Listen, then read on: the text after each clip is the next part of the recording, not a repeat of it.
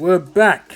It's a light leg session today. Light in terms of weight, not in terms of volume. So I went very high volume, a lot of movement, focusing mainly on quads, hamstrings, and a bit of glute work as well. So yeah, I was doing 4 to 5 sets in each exercise. So yeah, very heavy volume, but not, like I said, not as much weight. Started off with some banded hip mobilizations because I'm still not recovering from the hip injury, but I need to do certain warm-ups just to make sure I don't get the impingement when I bend past like 90 degrees. So opening up that hip to create space between the joint and the socket. And then yeah, my usual warm-up, high knees, warming up my ligaments in my hips, my knees, hamstrings here, bending over touching the floor, going into a deep lunge, thoracic extension going up, and then yeah, switch legs, things that I'm used to. But yeah, man, like a lot of people ask me why, not a lot of people, some people ask why I train and what it gives me. But one of the best things I ever did for myself is starting this kind of journey all these years ago. And obviously now I started filming it just because it's part of what I enjoy doing. It's what I do for my profession. And yeah, man, working out, whether it be this, whether it be running, whether it be playing sport, whatever it is, like that clarity of mind you get is second to none. And for me, it's been not a lifesaver, but it's now become just a part of who I am. I don't even think about it. Like if I go, it's been probably 7 years now. It's been 7 years of consistent training. I don't think I've gone more than 4 days without exercising in any capacity since 2015, probably. So 8 years even. So yeah, for me, it's just my lifestyle. It's just what I do, and I want to be able to be in a position where whatever happens, I can always just move my body. Like if I'm out and I want to do something, I can do it because I'm ready for it. The exercise before, that's a really cool one actually. That is a hip rotation.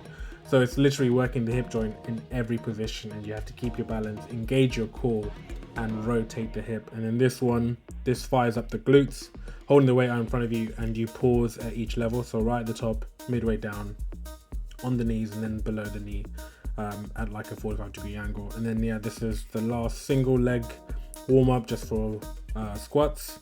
And then I went into the banded kettlebell squats. Band just adds extra resistance, nothing fancy. Obviously the heavier band, the harder it is. I think that is a 24 kilogram kettlebell.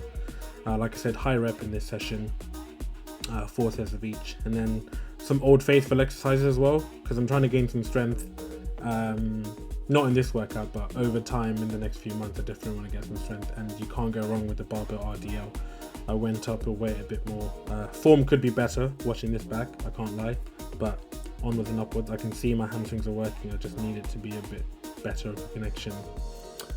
For the last 2 years, I've loved doing leg day, and then I had an injury, so I had to stop. But the size I got and the strength I got, and the muscle endurance as well, there's nothing like it. Like leg day is what was the worst day ever for like 5 years is now my favorite day.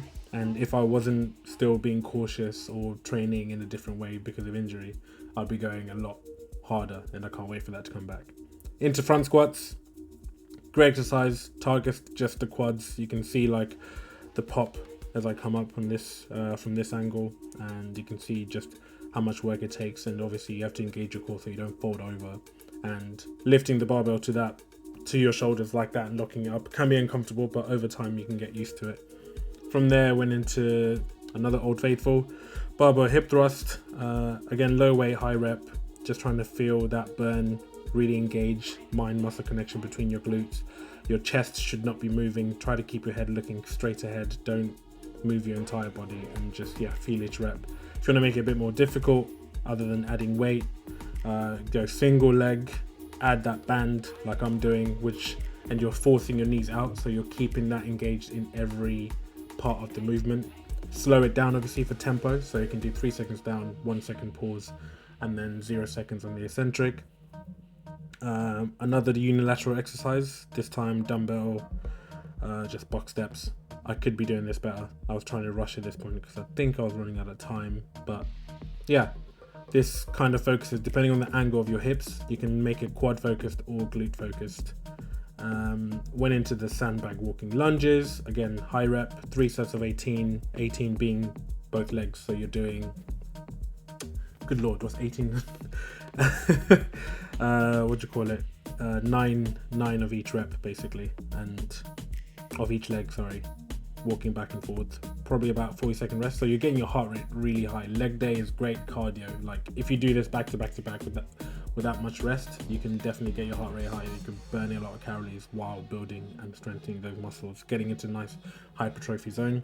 To finish up, I just did some knee taps. So name of the game here is to keep your core tight, and you want to tap the back knee on the floor lightly, not as heavy as I'm doing it, because clearly I didn't have any control left by the end of this point. And yeah, just kind of squeeze that working quad and use that as your momentum. And then went into pistol squats. Because of injury, I wasn't able to do these for a while, but now they're coming back. Still some form to go, but I'm happy where they are at the moment. Hopefully by December they'll be a lot cleaner. And that was today's session, man. Like just a nice, good volume leg day, and I'll see you for the next one. Not sure what it's going to be yet.